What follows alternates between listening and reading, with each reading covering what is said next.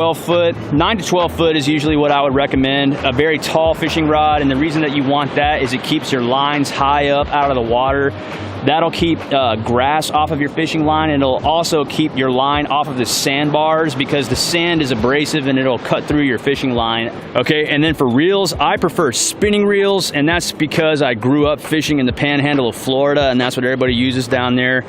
And then you can use a casting reel. I don't really use these, but the benefit of a casting reel is you can cast them things crazy far. Because the spool like free spins on the reel, you guys probably already know this, but the danger with that is if you sling a 4-ounce weight and that weight's your spool starts spinning faster than your weight that's flying out because of the wind or something, your reel's gonna explode a big bird's nest. So 9 to 12 foot rod, spinning reel is what I recommend if you're a beginner, and it doesn't have to be expensive. Now for sand spikes, you can use PVC regular sand spike.